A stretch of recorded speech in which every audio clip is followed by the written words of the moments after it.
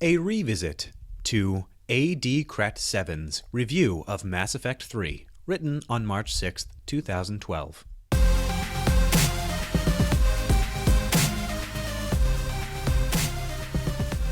I'll be honest, I was looking forward to this game. True, Me 2 was more casualized and streamlined than Me 3, but I still liked it, and was still waiting Me 3. Now what broke the camel's back and drove me to not even buy this game?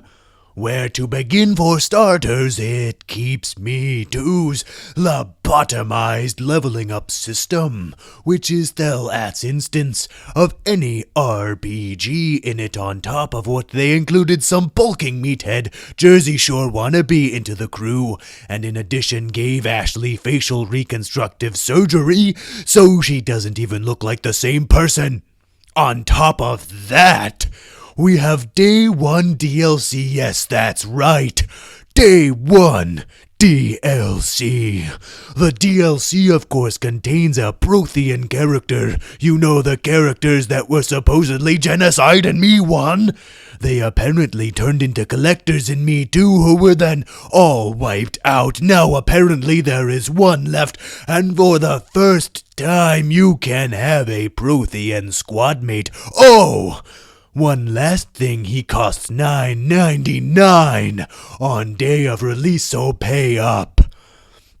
Then they tried to excuse the DLC by stating they had recently begun work on it and it was finished late.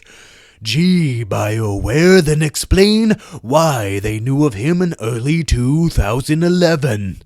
In addition to that, they break the camel's back, legs, and any other bone this poor animal may have with the ending. The ending, which, Actual spoilers ahead, is a travesty, wraps up the beloved franchise by revealing how the kid from the demo, or beginning, was the Crucible, aka controller of the Reapers, and how the Reapers exist to exterminate organic life so they do not create synthetic life, which will then rebel and destroy all organic life. So, basically, the Reapers kill us so we don't kill ourselves, and if that isn't the most moronic plot you have ever heard, the end wraps up with a kid being told this game as though it's a story, and ends with, "Papa, Shepherd, tell me another story," and Papa Shepherd then saying, "It's getting late, but okay, one more." Which basically implies that A, this whole thing was a story, which in this case, I swear, this whole thing was a story, which in this case I swear off BioWare products forever, or that B, the ending was trying to wave their upcoming MMO in people's faces, which in that case I swear off BioWare products forever. Then we have player choices.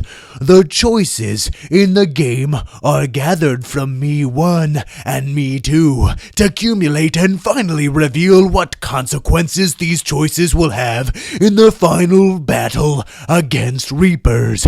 They, however, have proceeded to royally screw that up by ignoring half the choices in Me 1 and Me 2.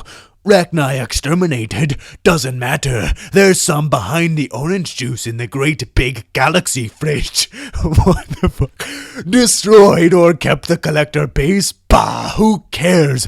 That wasn't important, in fact it was so unimportant we don't even talk about it at all. In addition to all these games' shortcomings, we get to a matter which has me personally riled up in my character in Mass Effect 1. Doesn't exist due to installation of Windows 7 over Vista in 2009. Has sex with Ashley. Now recently, and by recently I mean as recent as tonight, 3:30 a.m. Eastern Standard Time, right now, a magazine has announced a quote from a BioWare employee saying how Ashley is a transsexual. This is what pissed me off, not the transsexual part. I have no problem with transsexuals, but to literally wait till Mass Effect 3 to tell us something as vital as that, and to casually tell us this is very... to casually tell us this very vital piece of information is unforgivable. It is basically the equivalent of having sex with someone, then mentioning they have an STD. Then we have the multiplayer mode. To those saying it is tacked on, I can completely say yes, it is tacked on. This multiplayer mode is nothing but Horde mode from Gears of War, or Onslaught mode from PFPC2 PS3 version only, or Killing Floor or Horde mode from Gears of War, except they have something at least original to them. BFPC2 has Onslaught mode, which is basically Conquest with bots, but Conquest is objective-based, so it's not endless hordes of enemies.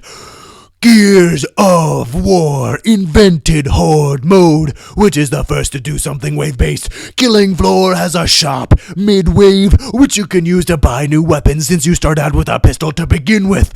This game, on the other hand, has nothing new or original in the multiplayer.